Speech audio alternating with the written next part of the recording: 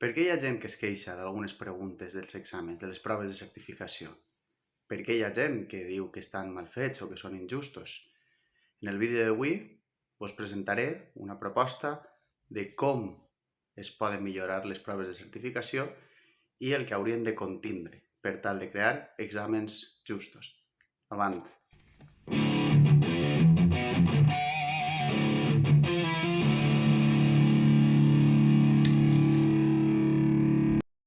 En primer lloc, s'haurien de crear ítems que tingueren en compte l'oralitat, l'estàndard oral, i la llengua col·loquial o d'entrada del candidat. Mireu, estos són els ítems als quals vull referir-me en este vídeo. Per què? Perquè, clar, he posat el que haurien de ser exemples o ítems que haurien d'aparèixer en l'examen d'una manera justa, que avaluarien d'una manera justa, i mals exemples. Per això vos he posat no, que és un mal exemple, i sí, que és un bon exemple, de com preguntar això. Fixeu-vos que el que he posat ha sigut una pregunta d'opció múltiple. Igualment podrien aparèixer aquestes preguntes d'opció múltiple dins d'un text, però el que vull que vegeu és precisament com es pregunten. Esta que és de l'activitat de refer oracions, teniu, els metges li van dir que no esperaven que anara a créixer més, i cal refer l'oració de baix. Els metges li van dir que no esperaven que, la resposta seria que cresquera més. Què és el que passa així? Doncs que este primer ítem, fixeu-vos, en el mal exemple, és a dir, el mal plantejament tindria creixera, cresquera i creixquera. Per què és un mal plantejament? Tot i que la resposta correcta ja sabríeu que és esta, cresquera, la pronúncia recomanada d'este verb, d'este imperfet de subjuntiu, pot ser cresquera o creixquera.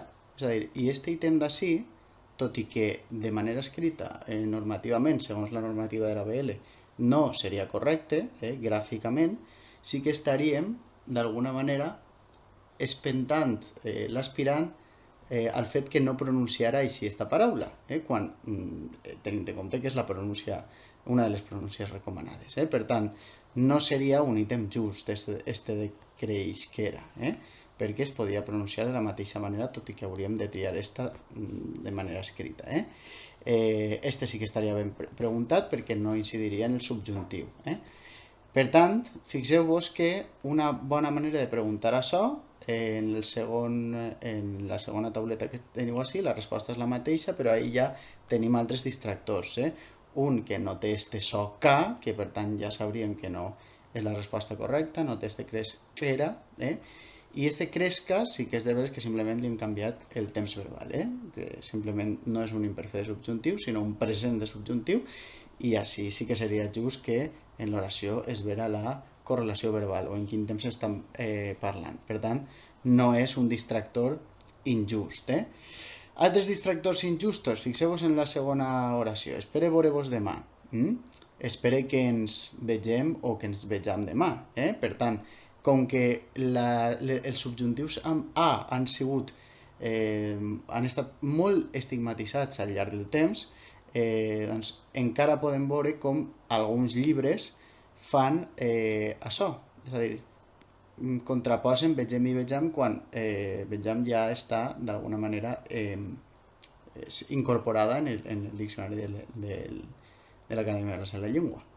El que s'ha de veure ahí, ja que tenim un subjuntiu, espere que ens vegem, és G, és aquesta palatalització, igual que abans ens eixia el so K, ens eixe so G.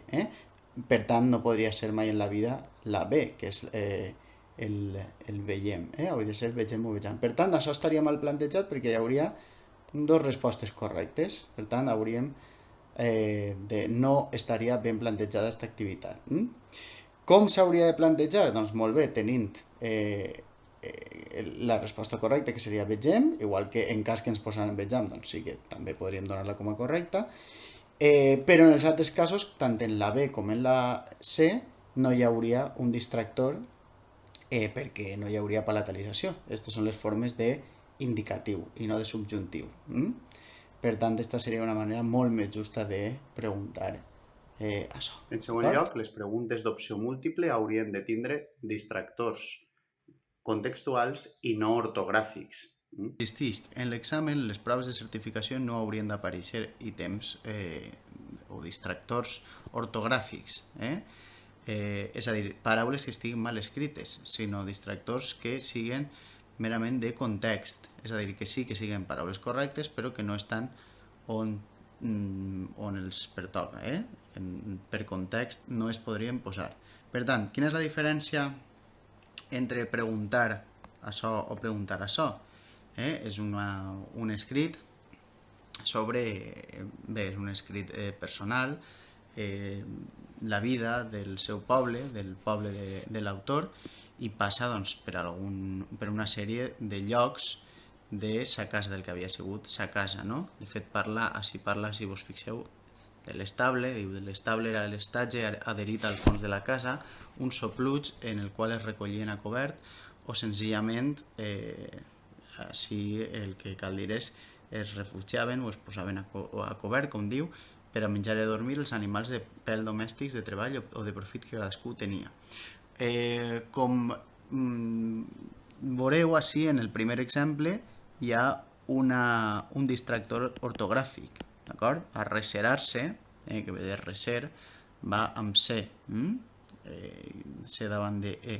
Per tant, aquesta paraula està mal escrita. Les altres dos sí que estan ben escrites, per tant, no serien distractors justos, podríem dir. Per tant, en aquest cas sí que és cert que tant arrecerar com aixoplugar són paraules correctes, però com que en aquest cas esta la tenim mal escrita, caldria anar a la C. Això seria una miqueta injust, o no estaria avaluant la qüestió comunicativa o la competència comunicativa de l'aspirant.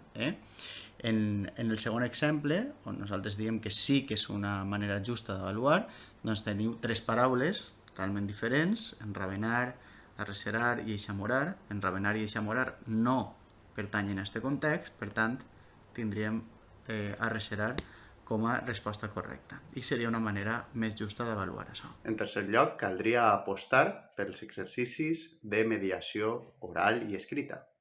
Les activitats de mediació poden ser de molts tipus, ja en coneixeu algunes. Per exemple, la SIACOA pregunta això, és a dir, fa aquesta activitat de comprensió oral, mediació i expressió escrites, és a dir, a partir d'un àudio, en aquest cas això és meu i és un vídeo, però vaja, teniu l'encàrrec, el que ha d'aparèixer, i a partir del que vosaltres veieu o escolteu, doncs heu de fer un exercici de mediació. Per tant, heu d'escriure una tipologia textual concreta a partir d'un input oral. Aquesta és una bona manera d'avaluar l'expressió escrita i, a més, d'avaluar també la comprensió lectora, la capacitat que teniu de sintetitzar la informació.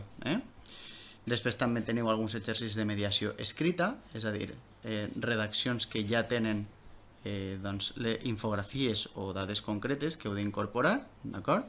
Això seria l'expressió escrita amb dades que s'han d'introduir en el text.